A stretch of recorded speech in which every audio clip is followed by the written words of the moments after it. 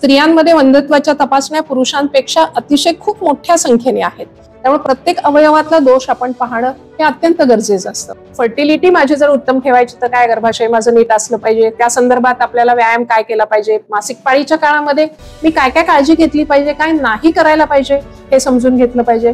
उत्तम बीज माझ्या शरीरामध्ये तयार झालं पाहिजे, म्हणजे थोडक्यात काय, AMH माझं चांगलं असलं पाहिजे. त्यासाठी मला बीजयुक्त धान्य खाल्लं पाहिजे.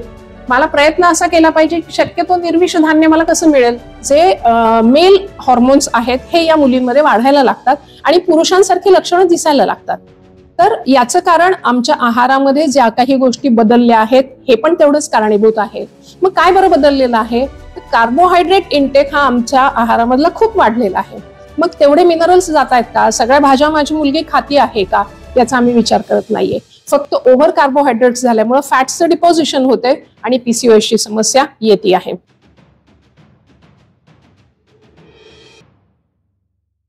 नमस्कार, स्वागत आहे तुम्हा सगळ्यांचं अर्हम आयुर्वेद या आपल्या शास्त्रीय युट्यूब चॅनलमध्ये, जिथे आपण आयुर्वेदाचे प्रॅक्टिकल प्राचीन सिद्धांत आहेत ते प्रॅक्टिकली आपल्या जीवनशैलीत कसे अप्लाय करता येतील याविषयीची माहिती पाहत असतो. आपण आरोग्य मंथन नावाचा पॉडकास्ट सिरीज सुरू केलेली आहे आणि त्यात आपण वेगवेगळ्या तज्ज्ञांशी चर्चा करत असतो, ज्यामधून आरोग्यविषयक चर्चा होईल, मंथन होईल आणि आरोग्याचं अमृत प्रेक्षकांना मिळेल. आज आपल्या या मालिकेतला पुढचा भाग सादर आहे सगळ्या प्रेक्षकांसाठी. मागच्या भागात आपण पुरुष वंध्यत्व या विषयावर डॉक्टर महेश मुळे यांची मुलाखत घेतली होती, ती तुम्हा सगळ्या प्रेक्षकांना खूप आवडली आणि आज आपण त्याचा पुढचा भाग घेतो आहोत. स्त्री वंध्यत्व या विषयावर बोलण्यासाठी आज आपल्याकडे आले आहेत डॉक्टर अंशू मुळे. मी मॅडमचं मनापासून हार्दिक स्वागत करते. धन्यवाद. मॅडमला आपल्या अर्हम आयुर्वेदची काही प्रॉडक्ट्स देऊन मी त्यांचं स्वागत करू इच्छिते. मॅडम, ही आपली अर्हम आयुर्वेदची काही शुद्ध आयुर्वेदिक उत्पादन आहेत, नक्की वापरा आणि तुमचा फीडबॅक आम्हाला अवश्य कळवा. नक्की, थँक्यू. स्त्री वंध्यत्व हा असा विषय आहे की सध्या त्याचं प्रमाण खूप वेगानं वाढतंय.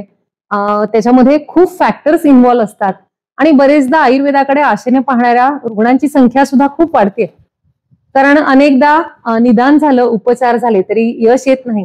अशा वेळी लोक आयुर्वेदाकडे वळतात आणि त्याचं सक्सेस रेशो जो आहे तो अगदी लक्षणीय आहे. खूप चांगले रिझल्ट आयुर्वेदामध्ये इन्फर्टिलिटीमध्ये येत आहेत. तर याच विषयावर अनेक वर्ष काम करणाऱ्या मुळे मॅडम आज आपल्याकडे आलेल्या आहेत.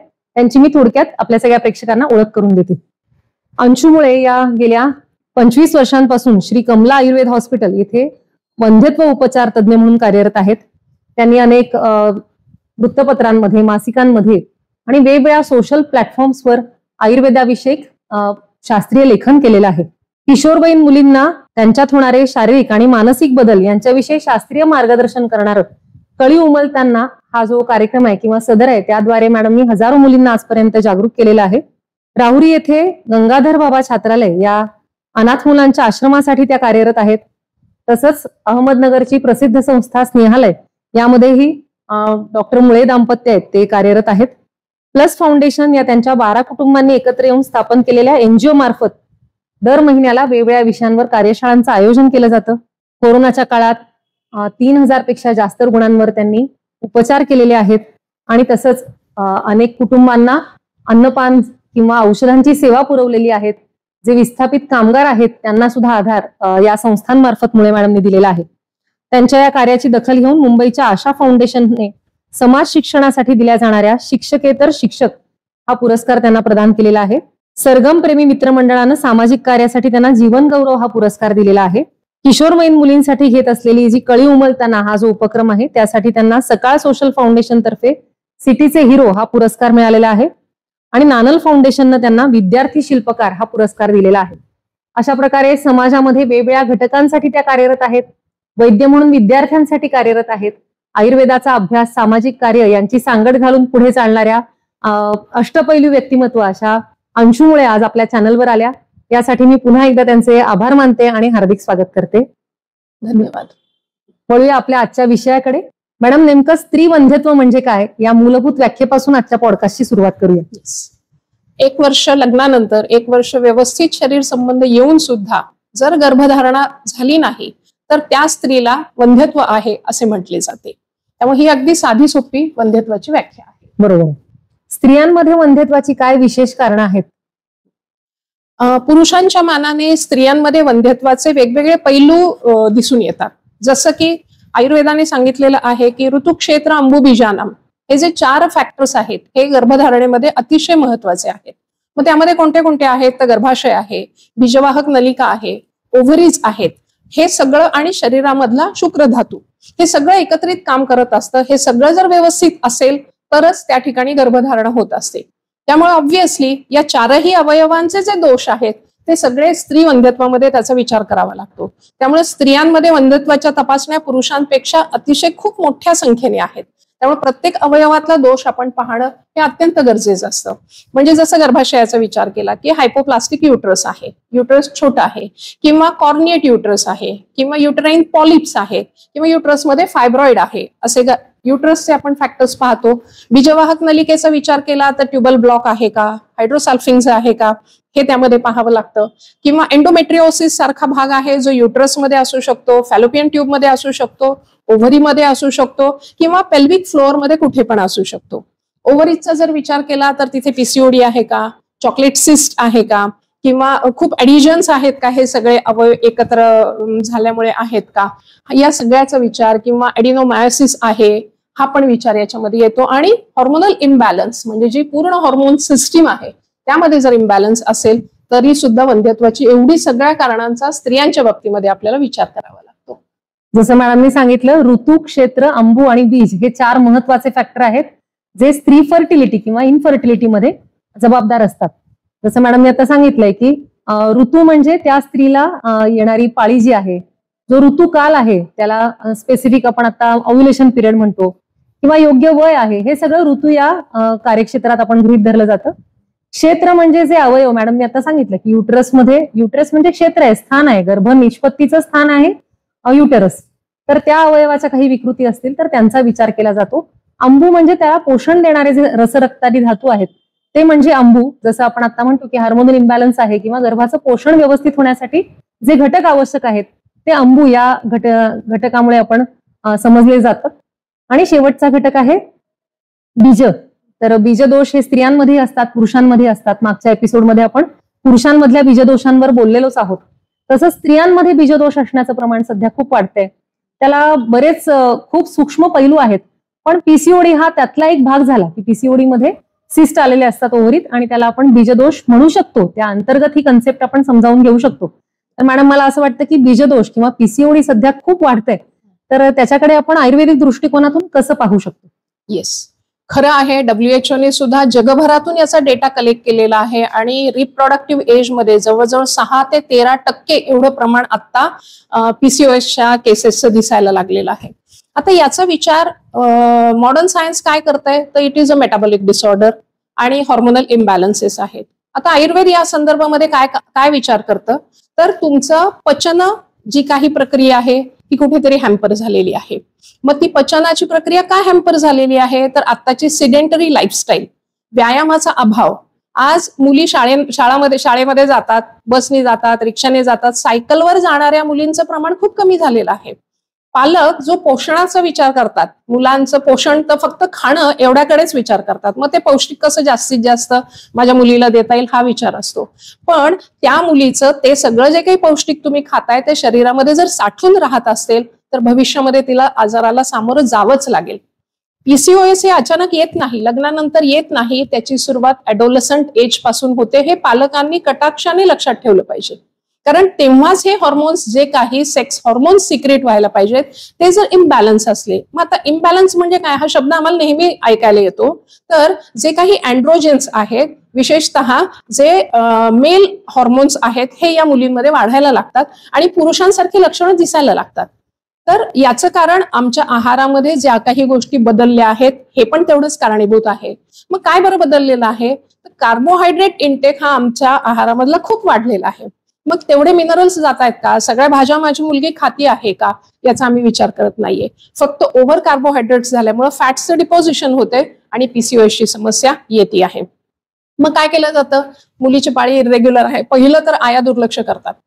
आम्ही वैद्य लोक तेच सांगतो की 10 दिवस 15 दिवस जर पाळी पुढे जाती आहे असं जर वर्षभरात लक्षात आलं तर ताबडतोब तुम्हाला अशा वैद्याकडे गेलं पाहिजे की जो त्या मुलीच्या शरीरामध्ये झालेला हॉर्मोनल इम्बॅलन्स किंवा जी त्याचं पचन तिचं विकृत झालेलं आहे हे ट्रीट करेल, पुन्हा तिच्या हॉर्मोनल ग्लँड्सला व्यवस्थित कामाला लावेल की जेणेकरून पुन्हा पुन्हा तिला औषध घेण्याची गरज पडणार नाही.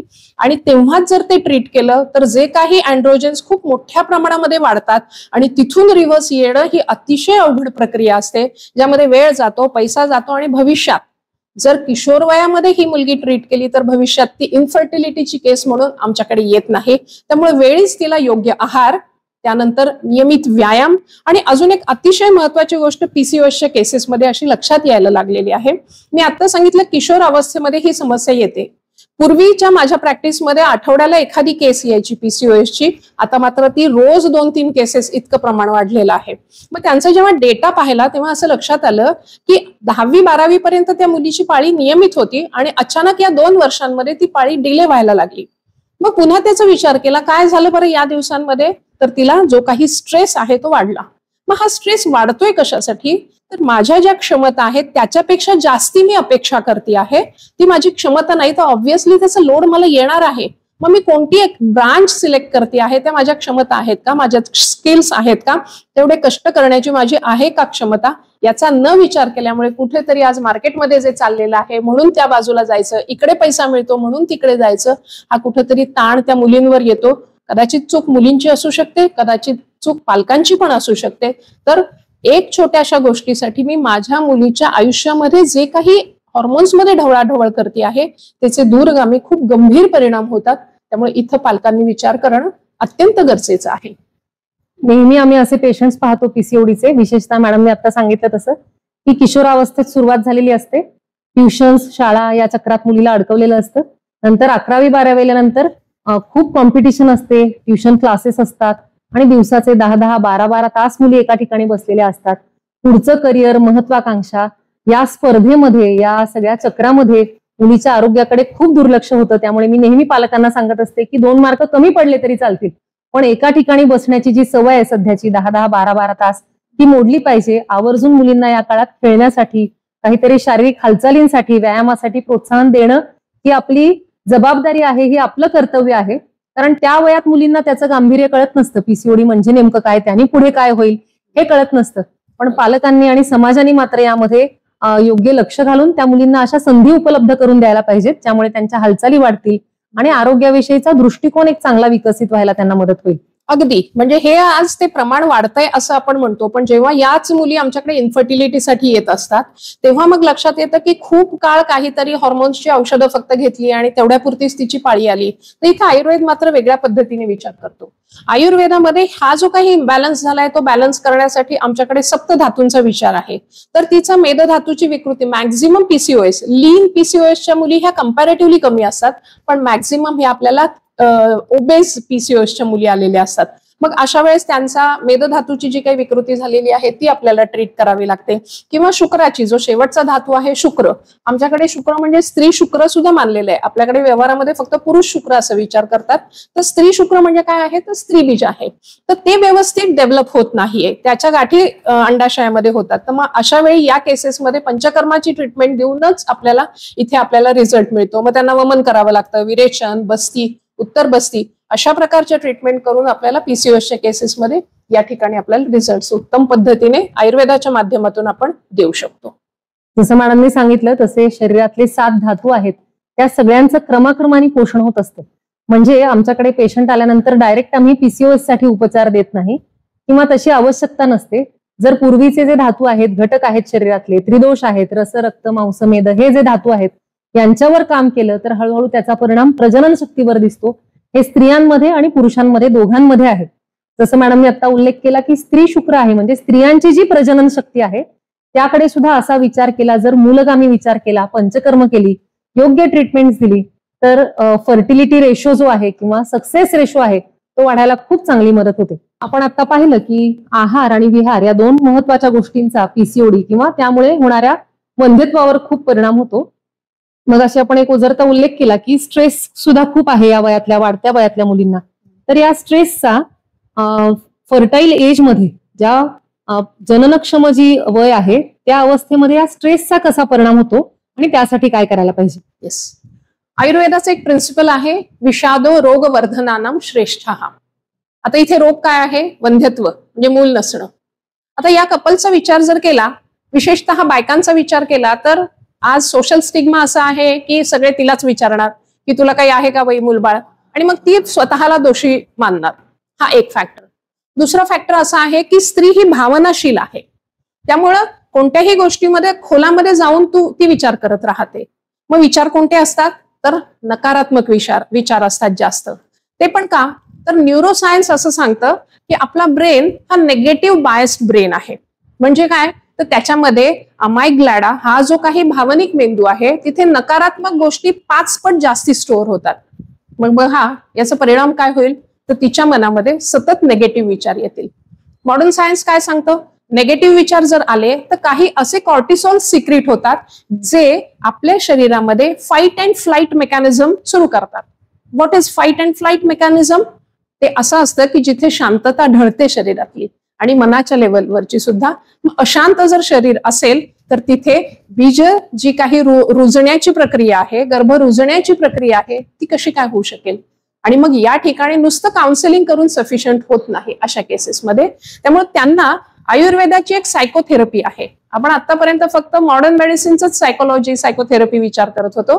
आयुर्वेदाची सत्वावजय नावाची चिकित्सा आहे ज्याच्या माध्यमातून आपण थेरपी देतो पेशंटला. कारण एकटं शरीर आजारी नसतं तर मनही तेवढंच आजारी असतं. मग या आजारी मनाला बरं करणं यासाठी आपल्याला सूक्ष्म चिकित्सा करावी लागते, ती आहे सत्वावजय चिकित्सा. या माध्यमातून आपण एक रोज 20 मिनिटाचं त्यांना मेडिटेशन करायला देतो, that is audio guided meditation. आणि जेव्हा ऑडिओ गायडेड मेडिटेशन करतो तेव्हा पहिला हा स्वीकार येतो, येस हे माझ्याकडे नाही आहे पण माझ्याकडे आहे अशा खूप गोष्टी आहेत. आणि मग तिची सकारात्मकता वाढते आणि ती वाढलेली सकारात्मकता तिला भविष्यामध्ये रिझल्ट देण्याच्या दृष्टिकोनातून फायद्याची होते. अशी आपण खूप उदाहरणं तुम्ही पण आजूबाजूला पाहत असाल की जेव्हा मन प्रसन्न असतं, आयुर्वेदाच्या व्याख्येमध्ये सांगितलंय प्रसन्न आत्मेंद्रिय मनः. तर जेव्हा मन प्रसन्न असतं तेव्हा बऱ्याचशा शरीरस्थिती, शरीरातल्या ज्या घटना आहेत त्या अनुकूल आपोआप होत जातात. त्याच्या मागे खूप मोठं सायन्स आहे. पण व्यवहारात तुम्ही उदाहरण पाहिलं असेल, माझ्या ओळखीतलं एक उदाहरण आहे मॅडम, की इन्फर्टिलिटीची केस. जवळजवळ 15 वर्ष मूलबाळ नाही, पण तिने मूल अडॉप्ट केलं, घरात थोडं आनंदाचं वातावरण झालं आणि 15 वर्षांची इन्फर्टिलिटीची केस आपोआप कन्सिव्ह झाली काही ट्रीटमेंट न घेता.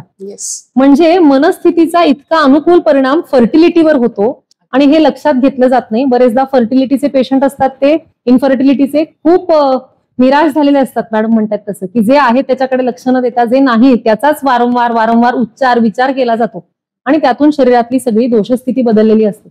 म्हणून मूलभूत त्याच्यावर उपचार करणं महत्वाचं आहे. नुसतं शरीराचे आजार बरं करणारं नाही तर मनाचा विचार करणारा सुद्धा डॉक्टर हवा, मनाचा विचार करणारं सायन्स हवं आणि अशी होलिस्टिक ट्रीटमेंट हवी.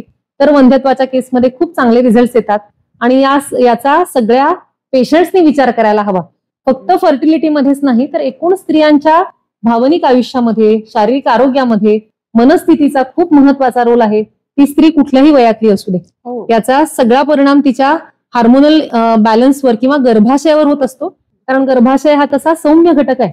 जेव्हा मनस्थिती बिघडलेली असते, मॅडम म्हणतात तसा विषाद असतो, निगेटिव्हिटी असते, तेव्हा गर्भाशयावर त्याचा आघात होतो आणि त्या गर्भाशयाचं जे काम आहे ते बिघडून जातं आणि त्याचा परिणाम पुढे वंध्यत्वापर्यंत होऊ शकतो. यात अजून एक मला ऍड करावं असं वाटेल की आज हायपोथायरॉइडिझमच्या केसेस खूप मोठ्या प्रमाणामध्ये दिसतात आणि त्याच्या 100 केसेसचा जर डेटा आपण कलेक्ट केला तर त्यामध्ये असं लक्षात येतं की त्यातली 80 केसेस या महिला आहेत. मग याचा आम्हाला सखोल विचार करणं किती गरजेचं आहे. का बरं महिलांमध्ये एवढं सगळं प्रमाण जास्त आहे? कारण उत्तम क्वालिटीचं स्त्रीबीज तयार करण्यासाठी थायरॉक्सिन हे हॉर्मोन हे तेवढंच इम्पॉर्टंट आहे. मग पुन्हा त्याचा मनाच्या दृष्टिकोनातून विचार केला तेव्हा पुन्हा याचं उत्तर तेच मिळालं की स्त्री अति भावनाशील असल्यामुळे तिच्यामध्ये जे कॉर्टिसॉल्स तयार होत आहेत ते कुठेतरी तिचं थायरॉइडच्या फंक्शनवर परिणाम करतायत. म्हणून पुन्हा मनाची चिकित्सा तिला करणं गरजेचं असतं. आजकाल हार्मोनल इम्बॅलन्स हा शब्द अगदी सामान्यानं सुद्धा परिचित झालेला आहे. म्हणजे पेशंटच आपल्या समोर येऊन बसतात आणि मला निदान सांगतात की आमचा हार्मोनल इम्बॅलन्स आहे. म्हणजे काय झालंय हे त्यांना अगदी सांगता नाही आलं तरी ते एक लेबल त्यांनी स्वतःवर लावून घेतलेलं असतं की माझा हार्मोनल इम्बॅलन्स झालेला आहे. पण त्याच्या मागची ही शास्त्रीय भूमिका समजावून घेणं महत्वाचं आहे कारण त्याच्यात मनाचा खूप महत्वाचा रोल आहे. थायरॉइडवर आपण एखादा एपिसोड अगदी नक्की करूया, कारण खूप पेशंट्स या बाबतीत विचारत असतात की नेमकं थायरॉइडमुळे काय बदल होतात, का होतात, त्यासाठी काय करायला पाहिजे. याच्यामध्ये आयुर्वेदाची भूमिका खूप महत्वाची आहे. आणि जसं मॅडमने आता सांगितलं की विषाद हा सगळ्यात महत्वाचा फॅक्टर आहे हार्मोनल इम्बॅलन्स करणारा. थायरॉइडच्या पेशंटमध्ये माझं एक ऑब्झर्वेशन आहे, आता थोडा हा विषयांतर होईल, पण एक ऑब्झर्वेशन असं आहे की फार परफेक्शनिस्ट असलं ना तर त्यांनी सुद्धा हार्मोनल इम्बॅलन्स होतो. हे असं म्हणजे असंच पाहिजे. प्रत्येक ठिकाणी हट्ट असला, दुराग्रह असला तर त्याचाही परिणाम हार्मोनल इम्बॅलन्सवर होतो आणि त्यांनी सुद्धा हे सगळे जे स्त्रियांमधले नाजूक ऍक्सिस आहेत, हार्मोनल ऍक्सिस, ते सुद्धा बिघडून जातात. त्यामुळे ऍक्सेप्टन्स आणि अवेअरनेस या दोन्ही खूप महत्वाच्या गोष्टी आहेत असं मला वाटतं. आता याचा थोडासा आपण जर का मॉडर्न सायन्सच्या दृष्टिकोनातून विचार केला, हा च जे म्हटले ना की दुराग्रह आहे किंवा च असं च हवं, हे काय करतं ऍक्च्युली, तर direct pituitary hypothalamus ovarian axis जो आहे हा डायरेक्ट डिस्टर्ब करून टाकतो. आता हे जेव्हा ना आपण लोकांना असं रिपोर्ट्स मध्ये दिसतं, अशा पद्धतीने ही चेन डिस्टर्ब होते, हे जेव्हा सांगतो ना तेव्हा त्यांना कळतं. मग त्यांना नुसतं विषाद रोगवर्धनानाम श्रेष्ठ हा समजत नाही, हे असं असं होतं आणि मग म्हणून त्याच्यावर आपण काम करणं हे अत्यंत गरजेचं आहे, हे तेव्हा समजायला लागतं. कारण त्यातून जे काही केमिकल सिक्रेट होतात हे शरीरातलं हृदय, मेंदू आणि प्रजनन संस्था या तिघांवर इक्वली काम करत असतात. काम म्हणण्यापेक्षा वाईट इफेक्ट तिथे देत असतात आणि मग हे सगळे अवयव त्यासाठी हॅम्पर होत असतात. तरुण वय आहे तर तुम्ही इन्फर्टिलिटीचा प्रॉब्लेम घेऊन येताल, थोडंसं वय वाढू द्या मग हृदयाचा प्रॉब्लेम आहे, थोडं वय वाढू द्या मेंदूचा प्रॉब्लेम, हे सगळे येणारच आहे. त्यामुळे योग्य वेळी जर आपल्या स्वभावातले काही दोष आपण दूर केले तर होणारे सगळेच आजार आपण टाळू शकतो. हाच आयुर्वेदाचा आणि मूल आधार आहे की आहार, विहार आणि विचार ही त्रिसूत्री आहे. ती जर सांभाळली, त्यांचं संतुलन साधलं, म्हणजे मध्यम मार्गाचा अवलंब केला, कुठलाही अतिरेक केला नाही, खूप कमी नाही, खूप जास्त नाही, मध्यम मार्गाने जर आनंदाने आयुष्य जगत राहिलं तर असे हार्मोनल जे इम्बॅलन्सेस आहेत किंवा त्यामुळे येणारे वंध्यत्वासारखे आजार आहेत हे दूर राहू शकतात. असाच थायरॉइड सारखा आणखी एक महत्वाचा आत्ताचा सध्याचा विकार म्हणजे एंडोमेट्रिओसिस, ऍडिनोमायोसिस किंवा ट्युबल ब्लॉकेजेस, याच्यामुळे वाढणारं वंध्यत्वाचं प्रमाण हे सुद्धा खूप जास्त आहे. या बाबतीत आयुर्वेद काही करू शकतो का? येस, आपण एंडोमेट्रिओसिसचा आधी विचार करूया. What is endometriosis? एंडोमेट्रिओसिस होतंय कसं बघा, तर जी काही मासिक पाळीच्या काळामध्ये गर्भाशयाचं आकुंचन प्रसरण होत असतं आणि जे काही संचित रक्त आहे महिनाभराचं ते सगळं बाहेर पडून जातं. आता ही जी प्रोसेस आहे कॉन्ट्रॅक्शन, रिलॅक्सेशन आणि ब्लड बाहेर निघून जाणं, या प्रोसेसमध्ये ब्लड बाहेर न जाता ते उलट ट्यूब माध्यमातून पेल्विक कॅव्हिटीमध्ये येतं. आता हे खरं तर आयुर्वेदानुसार अशुद्ध रक्त आहे. शुद्ध अशुद्ध भाग वेगळा, पण हा अशुद्ध जो आशयाने म्हटलेला आहे की ते संचित रक्त आहे, तिथे मृत स्त्रीबीज आहे जे ओव्ह्युलेशन डेज मध्ये तयार झालेला आहे. आता तो शरीरातला मल आहे लक्षात घ्या, आणि तो बाहेर निघून जाणं अपेक्षित आहे. आता हा मलस्वरूप जे रक्त आहे ते मात्र उलट ट्यूबच्या माध्यमातून पेल्विक कॅव्हिटीमध्ये गेले. आता हे लाईव्ह ब्लड सेल्स आहेत. मग या सेल्स काय करतायत, किंवा एंडोमेट्रियमचे छोटे छोटे पीसेस आहेत, हे काय करतात? एंडोमेट्रियमचं काम काय आहे? पहिली पाळी होऊन गेली की हळूहळू ग्रो व्हायचं, नंतर शेड ऑफ व्हायचं, हे काम आहे. मग हे जे सेल्स एंडोमेट्रियमच्या गेलेल्या आहेत त्या फॅलोपियन ट्यूब्स, ओव्हरीज, पेल्विक कॅव्हिटी या ठिकाणी ते ग्रो व्हायला सुरुवात करतात. आणि मग बघा, ह्या ज्या एंडोमेट्रियोटिक सेल्स आहेत ह्या सेल्स अनवॉन्टेड सेल्स आहेत. म्हणून बघा, या सेल्स ज्यांच्यामध्ये एंडोमेट्रिओसिस आधी होऊन गेलेला आहे त्या स्त्रियांना भविष्यामध्ये कॅन्सर होण्याची शक्यता खूप जास्त असते. हा डेटा सांगतो. तर मग काय झालं, हे असं का बरं झालं? आता आपण इथं आयुर्वेदाचं प्रिन्सिपल पाहूया. हे जे काम आहे कॉन्ट्रॅक्शन, रिलॅक्सेशन, हे काम आयुर्वेदाच्या नुसार अपानवायू काम करत असतो. अपानवायूची गती आहे खालच्या दिशेने जाण्याची. इथे अपानाची विकृती होते, तो खालच्या दिशेने न जाता वर जातो. का बरं हा विकृत होतो? तर आज पाळीच्या काळामध्ये आम्ही जे काही चुकीचं वर्तन करतोय ते पण कोणामुळे, तर आज जाहिराती जे काही आमच्यावर सांगतायत, सतत भडीमार करतायत, त्याचा हा परिणाम आहे. बोबेल्सन्स लॉ आहे. What that law tells us? सतत नेगेटिव्ह तुम्हाला हॅमर केलं की कधीतरी असं वाटतं नेगेटिव्ह म्हणजेच बरोबर आहे. मग हे कोण नेगेटिव्ह हॅमर करतंय? तर जाहिरात कंपन्या त्यांचे सॅनिटरी पॅड्स विकण्यासाठी ही अशा पद्धतीचा प्रचार प्रसार समाजामध्ये करतायत. पूर्वी इतक्या एंडोमेट्रिओसिस, ऍडिनोमायोसिसच्या केसेस दिसत नव्हत्या. ऍडिनोमायोसिसच्या केसेस तर 40 नंतर दिसत होत्या.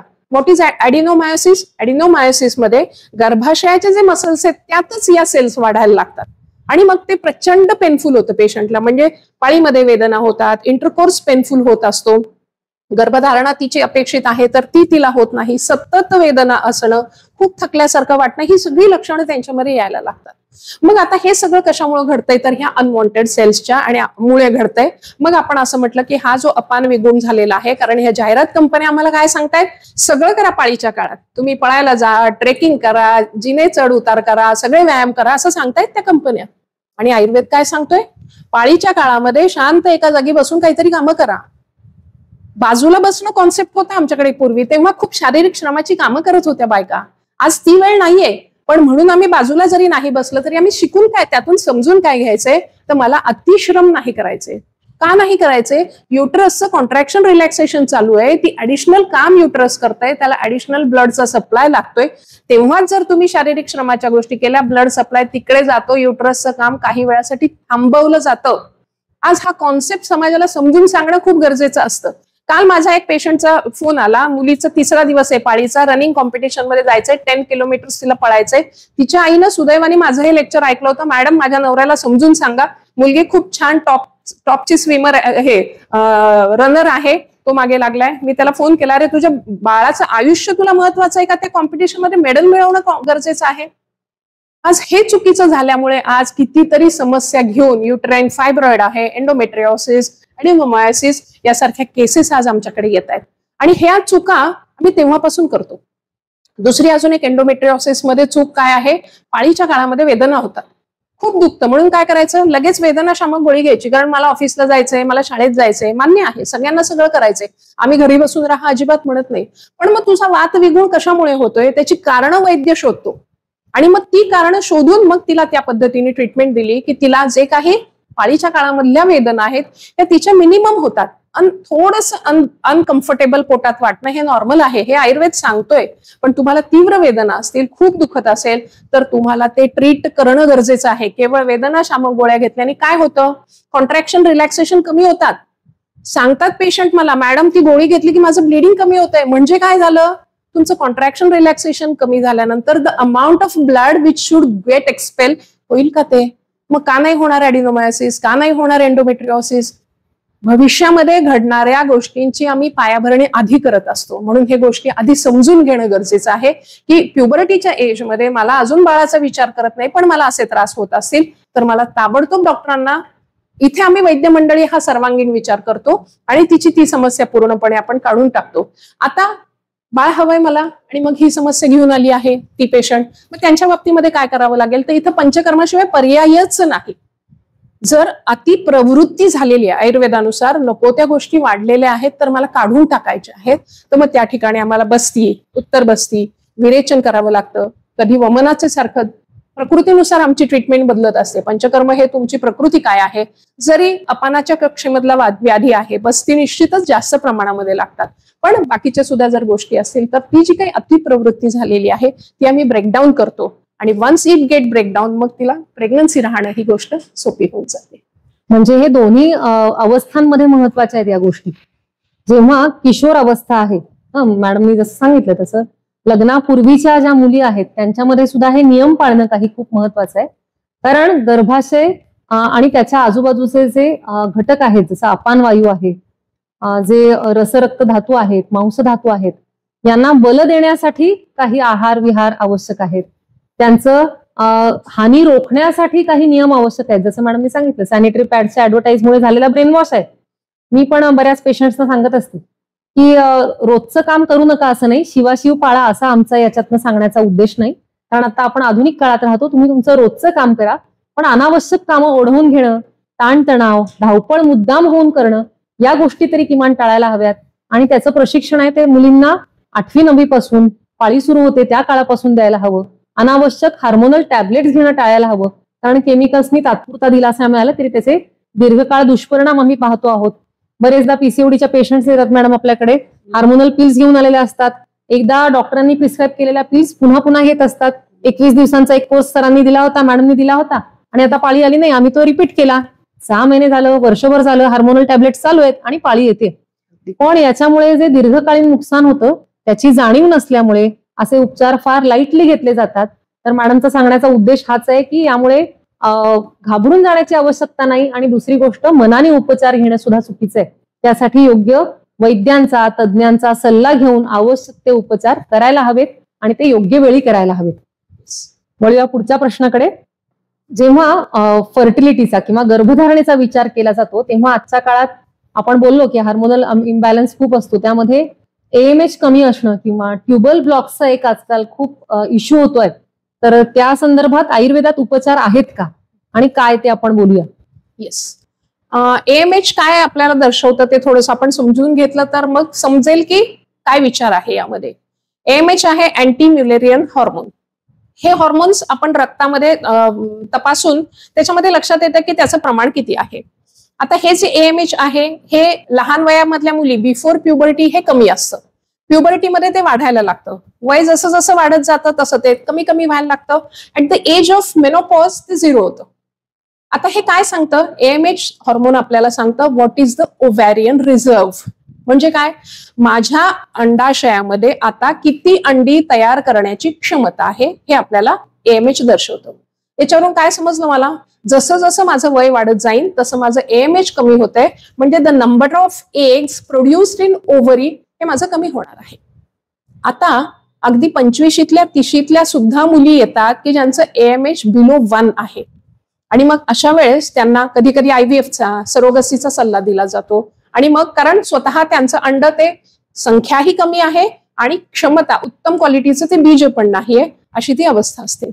आता आयुर्वेदाचे बिंग वैद्य आम्ही विचार करतो का बरं घडलं असेल या मुलीच्या बाबतीत, असं का घडलं असेल. आता आयुर्वेदाचा एक प्रिन्सिपल आहे, समानाने समानाची वृद्धी होते. वृद्धी समानेही सर्वेषाम असं आम्ही म्हणतो. म्हणजे काय, कशाची वृद्धी नाहीये इथे, हिच्यामध्ये अंडी तयार करण्याची क्षमता कमी आहे. अंड म्हणजे बीज. आज आमचा जो आहार आहे त्यामध्ये बीज असणाऱ्या गोष्टी खूप हद्दपार झाल्यात असं लक्षात येतंय का. आम्ही सीडलेस ग्रेप्स खातोय, सीडलेस पपया आज आमच्या याच्यामध्ये आलेले आहेत. जी बीज इवन सिंगल बीज असणाऱ्या फळांमध्ये सुद्धा बीजाची साईज छोटी छोटी व्हायला लागलेली आहे. गर जास्त असेल असं, अगदी आंबा सुद्धा घेऊ शकतो आपण, अशा पद्धतीचं आलेलं आहे. मग तुमच्या आहारामध्ये जर ते बीज जाणार नसेल तर शरीरामधल्या बीजाचं पोषणच होणार नाही. हे एक कारण AMHच्या बाबतीमध्ये दिसून येतं. AMHचे जर रिपोर्ट्स मी काही पेशंट्सचा जर डेटा कलेक्ट केला तर माझ्या असं लक्षात आलेलं आहे की अर्बन एरियामध्ये AMH कमी असणाऱ्या केसेस कंपॅरेटिव्हली मला जास्त दिसत आहेत. Again stress. वर्किंग वुमन जे आहेत त्यांच्यामध्ये मला घर सांभाळायचे, म्हातारी माणसं आहेत, येणारे जाणारे आहेत आणि प्लस माझा जॉब आहे. बघा आपल्याकडे ती अष्टभुजा नारीची प्रतिमा तयार केलेली आहे आणि काही स्त्रियांना त्याचा अभिमान वाटतो, पण दुर्दैवाने तिला लक्षात येत नाहीये की मी माझं शरीर किती झिजवतीये. मुळामध्ये नवनिर्मिती सृजनाची क्षमता माझ्यामध्ये आहे. माझ्याच शरीरामधून तो एक जीव जन्माला येणार आहे. पालकत्वाचा विचार केला तर 90% पालकत्वाच्या गोष्टी, जबाबदारी, वेळ, एनर्जी आईला द्यावी लागते. हे सगळं करून आम्ही बाकी सगळ्यामध्ये बेस्ट होणार, मग कुठेतरी हा सगळा ताण शरीरावर येणार आहे आणि ऑब्व्हियसली याचे दुष्परिणाम आपल्याला दिसायला लागतील. म्हणून मग AMH कमी असणाऱ्या ज्या केसेस आहेत त्यांच्या बाबतीमध्ये पुन्हा आपल्याला अगदी शिरोधारा, स्ट्रेस हे जेव्हा कारण असतं तेव्हा शिरोधारा करावी लागते. पंचकर्मातली शुद्धी पण आपल्याला तिथे करावी लागते, कारण ओव्हरीज माल फंक्शनिंग होत आहेत, त्या चांगले बीज नाही तयार करत आहेत. त्यामुळे ओव्हरीजला स्टिम्युलेशन देणं, उत्तम बीज तयार करण्यासाठी आयुर्वेदामध्ये रसकल्पांपासून, सुवर्णाभ्रकापासून कितीतरी असे रसौषधी सांगितलेले आहेत ज्या उत्तम काम करतात. पुन्हा इथे सुद्धा जो मोठा शत्रू आहे तर त्याला वाघ समोरून येतोय तर मी काठीने नाही लढू शकत, मला बंदूकच घ्यावी लागेल. तर शत्रू तसा आहे तर तिथं पंचकर्म मला करावंच लागेल आणि जेणेकरून आपल्याला त्या पेशंटमध्ये आपण याच्यामध्ये रिझल्ट देऊ शकतो. शरीरावर काम करणं, मनावर काम करणं, नस्यासारखी चिकित्सा आहे पंचकर्मातली ती करणं आणि या सगळ्यातून आपण AMH कमी असणाऱ्या पेशंटला आपण उत्तम पद्धतीने रिझल्ट देऊ शकतो. सरोगसीची त्यांच्यावर वेळ येत नाही, IVFची सुद्धा वेळ येत नाही. अशा कित्येक केसेस आहेत की ज्या फक्त आयुर्वेदाच्या ट्रीटमेंटनी नंतर नॅचरली कन्सिव्ह झालेल्या आहेत. तर आपण इथं छान पद्धतीने वैद्य लोक काम करू शकतात. ट्युबल ब्लॉक हा कशामुळे होतो आपण थोडासा त्याचा विचार करूयात. आता याच्यामध्ये मगाशी मी एक गोष्ट सांगितली होती, एंडोमेट्रिओसिस. तर एंडोमेट्रिओसिस मध्ये सुद्धा एंडोमेट्रिओटिक सेल्स जर का ट्यूबमध्ये असेल तरी सुद्धा ट्यूब ब्लॉक होऊ शकते. हायड्रोसाल्फिंग्स हा एक प्रकार असतो. म्हणजे काय, ट्यूबचं एक टोक गर्भाशयाला चिकटलेलं असतं आणि दुसरं टोक खाली ओव्हरी जवळ आलेलं असतं. तो भाग थोडासा ब्रॉड असतो. त्या ठिकाणी जर कुठलं इन्फेक्शन झालेलं असेल तरी सुद्धा ट्यूब ब्लॉक होते. आता गर्भाशय, बीजवाहक नलिका, अंडाशय ज्या पेल्विक फ्लोअर मध्ये आहेत तिथे आतमध्ये जर काही इन्फेक्शन असेल तरी सुद्धा ट्यूब ह्या बंद होऊ शकतात. आणि ट्यूब जर बंद झाली तर दोन्ही बीज एकत्र येण्याचं जे स्थान आहे बीजवाहक नलिका ती बंद झाली तर दोन्ही बीज एकत्र येणार नाहीत. गर्भधारणेची सुतराम शक्यता नाही. आता या ठिकाणी मग काय केलं जातं, HSG सारखी टेस्ट केली जाते किंवा लॅप्रोस्कोपी मधून मेथिलीन ब्लूचा डाय पुश करून पाहिलं जातं ट्यूब ओपन आहेत किंवा नाही. ट्यूब बंद असले तरी कॅन्युलायझेशन केलं जातं. आता बघा, आणि मग ती ट्यूब ओपन केली जाते. त्यानंतर काही महिन्यांमध्ये प्रेग्नन्सी राहिली तर वेल, तुम्ही फक्त ट्यूब ओपन करू शकता, पण ट्यूब मधल्या आतल्या ज्या सिलिया आहेत त्यांची जर मुवमेंट योग्य असेल तर सिलिया ढकलत ढकलत स्त्री बीजाला ट्यूब मध्ये पुढे आणतात. इकडून पुरुष बीज येतं. एम्ब्रिओ जेव्हा तयार होतो, गर्भ तयार होतो, तो पुन्हा त्या सिलिया ढकलत ढकलत युट्रस मध्ये त्या एम्ब्रिओला लोड करतात. आता सिलियरी मुवमेंट जर चांगली नसेल तर एक्टोपिक प्रेग्नन्सीचे प्रॉब्लेम येतो. What is ectopic pregnancy? ती ट्यूब मध्येच गर्भ राहतो, पुढे येत नाही आणि तो काही फायद्याचा नसतो, तो ऑपरेशन करून काढावा लागतो. आता ही इन्फेक्शन्स का होतात याचा आपण विचार केला पाहिजे. आता खूप वेळा हा शब्द ऐकला, इन्फेक्शन. इन्फेक्शन कधी होतं? जेव्हा तुमची स्वतःची प्रतिकार शक्ती कमी असते. ते बेसिक कारण आहे. मग प्रतिकार शक्ती कशावर अवलंबून आहे? तर तुमच्या स्वतःच्या शरीर मानस स्ट्रेंथ वरती अवलंबून आहे. ही स्ट्रेंथ, शरीराची स्ट्रेंथचा विचार केला तर काय आहे? योग्य आहार विहार हा आपला आहे की नाही तो पाहायला पाहिजे. मग तुमची इम्युनिटी वाढवणं हे अत्यंत गरजेचं आहे. इम्युनिटी आमच्याकडे आयुर्वेद काय सांगतं? सप्त धातूंवरती इम्युनिटी अवलंबून आहे. मग ती उत्तम करण्यासाठी आयुर्वेदीय वैद्य जी काही दिनचर्या आहे, ऋतुचर्या आहे ती आपण अशा लोकांना सांगतो. मग जी आज बघा एंडोमेट्रिओसिस हे ट्यूबल ब्लॉक हे तुम्ही कधी पाहायला जाणार आहे? जेव्हा प्रेग्नन्सी राहत नाही तेव्हा, पण ती कधीतरी आधीच होऊन गेलेली असेल. मग ती होऊ नये म्हणून प्रिव्हेंटिव्ह आपल्याला आधी काम केलं पाहिजे. कारण आयुर्वेद प्रिव्हेन्शनवर जास्त काम करतं. वैद्यांचं कर्तव्य काय? समाजामध्ये आजार पसरूच नाही म्हणून तुम्ही काम केलं पाहिजे. बोरा मॅडम जे काही हे घेतायत ते त्याचसाठी आहे पॉडकास्ट, की समाजाला हे समजावं की मी आज चूक केली तर भविष्यामध्ये त्याचे काय दुष्परिणाम आहेत हे जर मला आज समजले तर मी ते दुष्परिणाम टाळू शकते.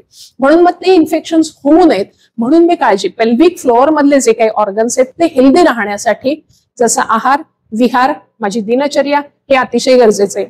आता तुम्ही ती ट्यूब ब्लॉक आमच्याकडे घेऊन आले, मग आम्ही अशा वेळेस काय करतो? तो उत्तरबस्ती, स्त्रियांमधला उत्तरबस्ती हे त्याच्यासाठी सगळ्यात बेस्ट रेमेडी आहे. नुसतं उत्तरबस्ती चालेल का? तर नाही. तिथे आपल्याला बस्ती, गरज असेल तर विरेचन, जे काही शरीरातले अपान क्षेत्रामध्ये जे दोष आहेत ते सगळे ट्रीट करावे लागतात. आयुर्वेद कधी तेवढ्याशा भागापुरता विचार करत नाही, तो सर्व शरीराचा विचार करतो की नक्की प्रॉब्लेम कुठे आहे, हे का डेव्हलप झालेलं आहे. जसं आपण म्हटलं इन्फेक्शन होतंय कशामुळे, हे तर सगळ्या शरीराचा विचार केला तर समजू शकतं.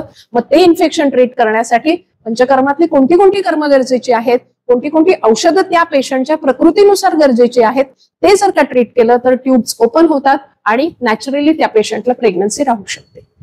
म्हणजे ज्या संज्ञा किंवा ज्या टर्म्स ऐकून सामान्य पेशंट्स घाबरून जातात, विशेषतः वंध्यत्वाची जी महत्वाची कारण आहेत त्या सगळ्या कारणांचा आपण आतापर्यंत उहापोह केलेला आहे.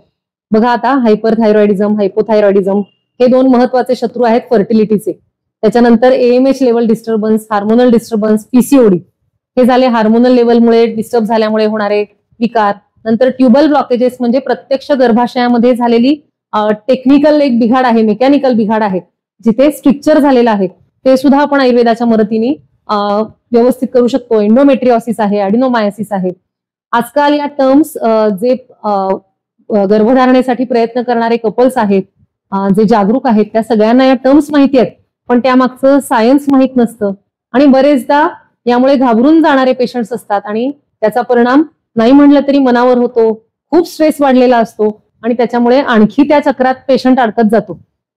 म्हणजे शारीरिक दृष्टी झालेलीच असते, दोषस्थिती बिघडलेली असते, स्ट्रेस येतो, त्यामुळे मानसिक स्थिती बिघडते आणि पुन्हा पाळीचं चक्र बिघडतं, गर्भधारणा होत नाही आणि पुन्हा स्ट्रेस येतो. अशा त्या चक्रातून बाहेर निघण्यासाठी आयुर्वेद खूप छान मदत करू शकतो. माझा अनुभव तर असा आहे की इथले आमच्या आजूबाजूचे IVF जे स्पेशालिस्ट आहेत ते सुद्धा IVF करण्यापूर्वी किंवा गर्भधारणा ज्यांना राहत नाही अशा पेशंट्सना पंचकर्म करून घेण्याचा सल्ला देतात. आणि इतकं आजकाल त्याचं प्रमाण किंवा अवेअरनेस वाढलेलं आहे की पंचकर्मामुळे खूप सुंदर रिझल्ट दिसतात. हे आधुनिक वैद्यक शास्त्र मान्य करताय, आधुनिक तज्ज्ञ मान्य करतायत. आणि असं दोन्हींच्या एकत्र उपचारातून, जसं आधुनिक तपासण्या आहेत आणि आयुर्वेदिक उपचार आहेत, पंचकर्म आहेत, या दोन्हींची योग्य सांगड घालून आपण इन्फर्टिलिटीच्या पेशंट्सना खूप चांगला दिलासा देऊ शकतो आणि तो कॉन्फिडन्स मॅडमच्या इतक्या वर्षांच्या प्रॅक्टिसमधून त्यांना आलेला आहे. तर जे कपल्स आहेत, ज्या स्त्रिया आहेत या अशा आजाराचा किंवा अशा समस्येचा सामना करत आहेत, त्यांनी नक्की योग्य अशा आयुर्वेद तज्ञांचं मार्गदर्शन यासाठी घ्यायलाच हवं. आधुनिक तपासण्या करायलाच हव्यात, त्यात काहीच दुमत नाही, पण त्यासाठी आयुर्वेदिक उपचार तितके सक्षम आहेत हे लक्षात घेऊन या दोन्हीची योग्य सांगड सुद्धा घालायला हवी, असं मला वाटतं. आपल्या चर्चेचं आपण आतापर्यंतच्या तात्पर्य काढू शकतो. आता ही कारणं पाहिली सगळी, या सगळ्या टर्म्स तुम्ही ऐकून घेतल्या आणि मला आशा आहे की तुम्हाला या समजल्या सुद्धा असतील, कारण आम्ही त्या शक्य तितक्या सोप्या भाषेत समजावण्याचा प्रयत्न करतो आहोत. काही ठिकाणी असं असतं की ज्याला आम्ही अनएक्सप्लेन इन्फर्टिलिटी म्हणतो, म्हणजे रिपोर्ट्स मध्ये काही आढळत नाहीत. 2-2, 4-4 वर्षांची फाईल घेऊन पेशंट्स आलेले असतात. सगळे रिपोर्ट्स नॉर्मल असतात, HSG नॉर्मल आहे, सगळे हार्मोनल रिपोर्ट्स नॉर्मल आहेत, पाळी वेळेवर येते आणि तरी सुद्धा गर्भधारणा होत नाही. अशा अनएक्सप्लेन फर्टिलिटीमध्ये आयुर्वेद काही करू शकतो का, असं आपण मॅडमला विचारूया. निश्चित आयुर्वेद यामध्ये मदत करतं. बघा, आयुर्वेदाचं प्रिन्सिपल असं आहे की शुक्र धातू हा शेवटचा 7वा धातू आहे. पहिला धातू जर उत्तम असेल तर शुक्र धातू पण उत्तम असेल. अर्थातच गर्भधारणेमध्ये किंवा अनएक्सप्लेन इन्फर्टिलिटीमध्ये बीजाचा रोल हा निश्चितच महत्वाचा आहे, पण बाकीचे धातू ही इक्वली इम्पॉर्टंट आहेत. जेव्हा आमच्याकडे अशा केसेस जेव्हा रिपोर्ट घेऊन येतात, डॉक्टर हे सगळं नॉर्मल आहे पण मला प्रेग्नन्सी राहत नाही, मग त्यांना असं सांगावं लागतं की आपल्या शरीरामध्ये असणारे जे काही दोष आहेत त्यातले फक्त 40% दोष हे रिपोर्टवर कळत असतात. राहिलेले 60% दोष हे वैद्याला नाडी उदराचं परीक्षण करून त्या व्यक्तीची सारता पाहून आम्हाला करावं लागतं. मग तिच्यामध्ये एक्झॅक्टली काय काय प्रॉब्लेम्स आहेत हे सगळं आम्ही दशविध परीक्षा केल्यानंतर लक्षात येतं आणि मग त्यांना सांगतो की अरे तुझ्यामध्ये हे पण आहे, तुझ्यामध्ये पित्ताचा इतका प्रचंड त्रास आहे, तुला संधिवाताचा पण त्रास आहे, काहीतरी इन्फेक्शियस पॅथॉलॉजी तुझ्यामध्ये घडती आहे, पित्त होतंय म्हणून मी अँटासिड घेते, कधीतरी हे दुखतं ते दुखतं म्हणून काही अनाल्जेसिक्स घेते, हे असं माझं सारखं चालू आहे किंवा काही ना काही तक्रारी आहेत. अशा वेळी गर्भधारणेची जी नाजूक प्रक्रिया आहे ती घडू नाही शकत. म्हणून सर्व धातू जर उत्तम केले तर अशा अनएक्सप्लेन ज्या आहेत त्या आम्ही वैद्य हे एक्सप्लेन करू शकतो की तुझ्यामध्ये हा अडथळा या गोष्टींमुळे आहे, आपण हे सगळं ट्रीट करू, at the same time best क्वालिटीचं बीज तयार करू आणि मग त्यातून प्रेग्नन्सी राहते. आता अनएक्सप्लेन इन्फर्टिलिटी किंवा काही पेशंट हे आता थोडासा अवेअरनेस समाजामध्ये वाढायला लागलेला आहे की बीज शुद्धीसाठी सुद्धा आपल्याकडे कपल येत असतात. कारण आयुर्वेद काय सांगतं, प्रेग्नन्सी शुड बी प्लॅन्ड. मग प्लॅन्ड म्हणजे कसं सांगितलं आयुर्वेदाने, माझा बंगला होऊ दे, गाडी होऊ दे, नोकरी होऊ दे, एवढा बँक बॅलन्स होऊ दे, त्याला नाही प्लॅनिंग सांगितलं. आयुर्वेद असं सांगतं की किमान 2 महिने गर्भधारणेच्या आधी बीजशुद्धी करा. त्यामध्ये तुम्हाला रिक्वायर्ड जे पंचकर्म गरजेचं आहे प्रकृतीनुसार, आताच्या शरीराच्या स्थितीनुसार वैद्यांनी जे पंचकर्म डिसाईड केलेलं आहे ते पंचकर्म करा, शरीराची आणि बीजाची शुद्धी करा आणि मग तुम्ही गर्भधारणेचा विचार करा. मग अशाही अनएक्सप्लेन इन्फर्टिलिटीच्या केसेसमध्ये पुन्हा पंचकर्म, बस्ती, उत्तर बस्ती, आपल्याला रिक्वायर्ड इतर कर्म ही करून आपण त्यांच्यामध्ये खूप चांगल्या पद्धतीने रिझल्ट देऊ शकतो. म्हणजे फक्त वंध्यत्व असतानाच वैद्यांकडे जायचं हे असं अजिबात नाही. यायचं जसं आपण कुठलंही काम करताना प्लॅनिंग करतो, मी तर माझ्या पेशंट्सना सांगते उद्या पाहुणे येणार असेल तरी तुम्ही आधी 2 दिवस त्याची तयारी करता की असा मेनू करू, असं घर आवरू. आणि जो जीव जन्माला घालणार आहे तो येण्याच्या आधी काहीच प्लॅनिंग केलेलं नसतं. ऍक्सिडेंटल प्रेग्नन्सी असते, अचानक येऊन आलेली जबाबदारी असते आणि ती मग शरीराने मनाने हँडल होत नाही. त्यामुळे त्या गर्भावर पण काही परिणाम आयुष्यभरासाठी होतात. म्हणून मी पेशंट्सना नेहमी सल्ला देते की बीजशुद्धी, बीजसंस्कार खूप महत्वाच्या गोष्टी आहेत, कारण त्याचा त्या गर्भाच्या बाळाच्या आयुष्यावर पूर्ण जीवनभर त्याचा परिणाम होणार असतो. म्हणून फक्त समस्या असताना वैद्यांकडे जाणं नाही, तर समस्या नसतील तरीही पॉझिटिव्ह रिझल्टसाठी आणखी चांगली संतती व्हावी म्हणून वैद्य तुम्हाला नक्की चांगली मदत करू शकतात. अगदी प्रत्येक जोडप्यानी गर्भधारणेपूर्वी आयुर्वेदिक तज्ञांचा सल्ला घेऊन योग्य ती पंचकर्म आणि योग्य ते औषधोपचार, आहार, विहार आणि मानसिकता कशी असावी याचा पूर्ण प्लॅन बनवून घ्यायला हवा. तर होणारी संतती 100% बुद्धिमान आणि तेजस्वी होते. हा आमचा अनेक वर्षांचा अनुभव आहे. याला आपण बीजसंस्कार असं म्हणू शकतो. याच्यात अजून एक ऍड करू इच्छिते की हा गर्भपूर्व संस्कार झाला की गर्भधारणेच्या आधी मी हे करत आहे. तसंच थ्रू आउट 9 मंथ सुद्धा उत्तम आयुर्वेदाची जर का आपण त्या धातूनुसार तयार होणारी जर का औषधी चिकित्सा घेतली तरी सुद्धा उत्तम निरोगी आपण संतती जन्माला घालू शकतो. बघा, गर्भसंस्कार हा शब्द जगाला भारताने दिलेला आहे आणि तो आयुर्वेदाने दिलेला आहे. कारण आयुर्वेदामध्ये गर्भोपनिषद नावाचा एक उपनिषद आहे ज्यामध्ये गर्भावस्थेमध्ये आईने नक्की काय काय करायला पाहिजे याविषयी विस्तृत वर्णन केलेलं आहे. काय गरज आहे गर्भसंस्काराचा? तर आम्हाला असं वाटतं की बाळ बाहेर आल्यानंतर संस्कार होतात. हाच मुळात चुकीचा समज आहे. पहिले संस्कार बीजामधून येतात, आई बाबांकडून येतात. आता पोटामध्ये बाळ आहे तर बाळ त्या नाळेद्वारे आईशी जोडलेलं असतं आणि ते त्याच्या वातावरणामध्ये आजूबाजूला ज्या काही घडणाऱ्या घटना आहेत ते सुद्धा ते ऐकत असतं, ते सुद्धा ते समजून घेत असतं आईच्या माध्यमातून. मग मला संस्कार इथे करायचंय. संस्कार म्हणजे काय? विशेषत्वाने केलेली गोष्ट आहे, या आपण संस्कार म्हणतो. मग कसे संस्कार करणार? तर आईनं त्या काळामध्ये बाळाचा पंचकोशात्मक विकास होण्याच्या दृष्टिकोनातून काही विशेष प्रयत्न जर केले तर ते बाळ खऱ्या अर्थाने निरोगी, म्हणजे ज्याची प्रतिकारशक्ती उत्तम आहे, असं बाळ जन्माला येतं. आज एवढ्या वर्षांच्या 28 वर्षांच्या प्रॅक्टिस नंतर अशा लक्षात येतं की जी आई 9 महिने व्यवस्थित गर्भसंस्कार करते ते बाळ सहसा पीडियाट्रिशियनकडे वॅक्सिन घेण्याशिवाय त्याला त्याच्याकडे जाण्याची गरज नाही पडत. त्या बाळाचा इक्यू उत्तम असतो.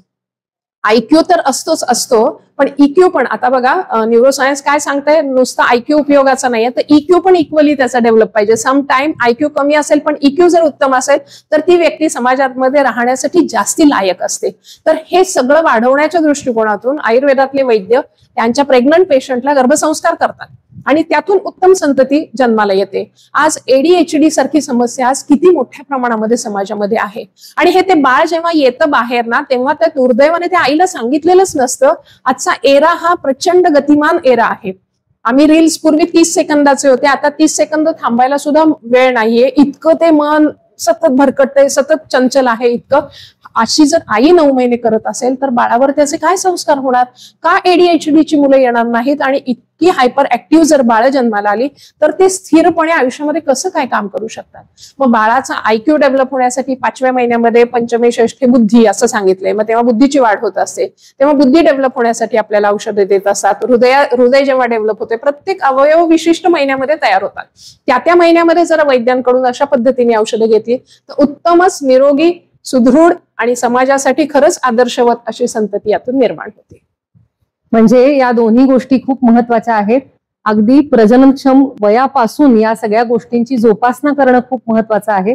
जसं आपण मागच्या एपिसोडमध्ये बोललो, शुद्ध बीजापोटी फळे रसाळ गोमटी. त्यामुळे आपल्याला समर्थ भारत निर्माण करायचा असेल, उद्याची पिढी सक्षम तेजस्वी करायची असेल तर बीजसंस्काराला काहीच पर्याय नाही आणि त्यासाठी जागरूकता, अवेअरनेस खूप जास्त महत्वाचा आहे. तर हा संदेश आपण अधिकाधिक जणांपर्यंत पोहोचवूया. आणि आता शेवटचा प्रश्न आजचा घेऊया की वंध्यत्व येऊ नये किंवा या फर्टिलिटीमध्ये काही अडचणीच येऊ नयेत म्हणून काय काळजी घ्यावी आणि त्या संदर्भात तुम्ही काय संदेश द्याल आपल्या प्रेक्षकांना? येस, बघा, जीवनशैली, लाईफस्टाईल हा शब्दही आयुर्वेदातूनच आलेला आहे. कारण आयुर्वेदातल्या प्रत्येक ग्रंथकर्त्यांनी पहिल्या अध्यायामध्ये हेच सांगितलंय, दिनचर्या आणि ऋतुचर्या. दिनचर्या म्हणजे काय? सकाळी उठल्यापासून झोपेपर्यंत मला काय करायचंय हे दिनचर्येमध्ये येतं आणि that is nothing but lifestyle. मग ही लाईफस्टाईल माझी योग्य असायला हवी. माझं रुटीन वेगळं आहे. मी IT मध्ये काम करते, मी श्रमजीवी आहे, मी 10 ते 5 शाळेमध्ये जाणारी आहे, मी डॉक्टर आहे किंवा अजून कुठल्या 3 शिफ्ट मध्ये काम करणारी मी व्यक्ती आहे, म्हणजे स्त्रियाच मी म्हणतेय. तर प्रत्येकाची जगण्याची पद्धती भिन्न आहे. प्रत्येकाला प्रोफेशनल काही प्रॉब्लेम्स येऊ शकतात, म्हणजे ती लाईफस्टाईल. त्यामुळे मग ते प्रॉब्लेम मी येऊ नये म्हणून काय केलं पाहिजे? तर मला वैद्याला संपर्क केला पाहिजे. वैद्य या बाबतीमध्ये तुम्हाला परफेक्ट गाईड करणार आहे की तुला नाईट ड्युटी करायची आहे का, मग तू असा आहारामध्ये बदल कर. तुझी सिडेंटरी लाईफस्टाईल आहे का, मग तू हे व्यायाम कर. सिडेंटरी लाईफस्टाईल आहे, मी 12-12 तास एका जागी बसून राहते आणि मी तिला विचारलं तू व्यायाम करते का? हो करते ना, मी योगासनं करते आणि चालायला जाते. मग मी तिला सांगते की म्हाताऱ्यांचा व्यायाम करायचं तुझं वय नाहीये, 60 नंतर जेव्हा काहीच जमत नाही तेव्हा चाला, असं आम्ही सांगतो. त्याच्या आत तुम्हाला कार्डिओ एक्सरसाइज केलं पाहिजे, हे आयुर्वेदाने सांगितलेलं आहे. हा शब्द आता कार्डिओ म्हणलं की तो फक्त इंग्लिश शब्द आलेला आहे. आज वैद्यांचं कामही ते आहे की तुम्हाला आयुर्वेद समाजाभिमुख मांडण्यासाठी समाजाच्या भाषेत बोलणं गरजेचं आहे. मग तसं PCOS ची जर का समस्या आहे तर तिला कार्डिओ एक्सरसाइज गरजेचं आहे. मग तिथं तिने सूर्यनमस्कार किमान 30 ते 50 सूर्यनमस्कार घातले पाहिजे, जिना वर खाली तिने केला पाहिजे, पळलं पाहिजे. कुठला तरी गेम, मॅसिव्ह टेबल टेनिस सारखा गेम असेल, स्विमिंग असेल, हे तुम्ही केलं पाहिजे. आता पुन्हा प्राप्त परिस्थितीनुसार तुम्ही ज्या शहरात राहत असले तर तुम्हाला हे शक्य आहे, तुम्ही ग्रामीण भागात राहताय, पर्याय आहे ना, पर्याय नाहीये. जिम सारखा तुम्हाला व्यायाम करायचा आहे, जिथं कार्डिओ तुम्हाला जास्त करायचं आहे, हे आपल्याला वैद्याकडून नीट समजून घेतलं पाहिजे. माझ्या दिनचर्येमध्ये माझं काय चुकतंय हे मला समजून घेतलं पाहिजे. आता आहाराचा जर विचार केला, विशेषतः आपण जर वंध्यत्वाचा विचार केला तर याच्यामध्ये आयुर्वेदाने जे सांगितले पुन्हा तेच प्रिन्सिपल सगळीकडे लागतं. नित्यम सर्व रसाभ्यास. म्हणजे काय? मधुर, आम्ल, लवण, कटू, तिक्त, कषाय, हे 6 रस आयुर्वेदाने सांगितलेले आहेत. 6 रस आहेत. मग याचं नित्य सेवन केलं पाहिजे. मग त्यातला कोणता आहे? तर मधुर रस मला प्राधान्याने घ्यायचा आहे, कारण तो शरीराचं वर्धन करणार आहे, बृहण करणार आहे. पण मग तो किती घेतला पाहिजे? माझा अग्नी कसा आहे, माझी लाईफस्टाईल कशी आहे, त्या प्रमाणामध्ये घेतला पाहिजे. पुन्हा हे तुम्हाला गाईड कोण करेल? वैद्य करेल. मग अजून सोप्या भाषेमध्ये जर का आपल्याला सांगायचं तर काय केलं पाहिजे? माझं बीज उत्तम, फर्टिलिटी माझी जर उत्तम ठेवायची तर काय, गर्भाशय माझं नीट असलं पाहिजे. त्या संदर्भात आपल्याला व्यायाम काय केला पाहिजे, मासिक पाळीच्या काळामध्ये मी काय काय काळजी घेतली पाहिजे, काय नाही करायला पाहिजे हे समजून घेतलं पाहिजे. उत्तम बीज माझ्या शरीरामध्ये तयार झालं पाहिजे. म्हणजे थोडक्यात काय, AMH माझं चांगलं असलं पाहिजे. त्यासाठी मला बीजयुक्त धान्य खाल्लं पाहिजे. मला प्रयत्न असा केला पाहिजे की शक्यतो निर्विष धान्य मला कसं मिळेल, थोडा सर्च केला, जरा जास्ती पैसे देऊन आपल्याला करू शकतो. जे शेतकरी आहेत ते असा एखादा भाग स्वतः असं पद्धतीने पिकवू शकतात की ते स्वतःसाठी तरी किमान तुम्ही घेऊ शकता. मग त्याच्यामध्ये तुमचे फायबर्स आले पाहिजेत, कार्बोहायड्रेट्स लिस्ट आले पाहिजे, सगळे मिनरल्स तुमच्यामध्ये गेले पाहिजे. सगळ्यात महत्वाची गोष्ट फर्टिलिटीमध्ये काय आहे तर विटॅमिन डी. किती मुबलक आहे ना आपल्याकडे. 12ही महिने सूर्यप्रकाश असतो, पण रोज मी 1 तास सूर्यप्रकाशामध्ये कोवळ्या उन्हामध्ये असते असे मला वाटतं शहरामध्ये 5% लोक असतील.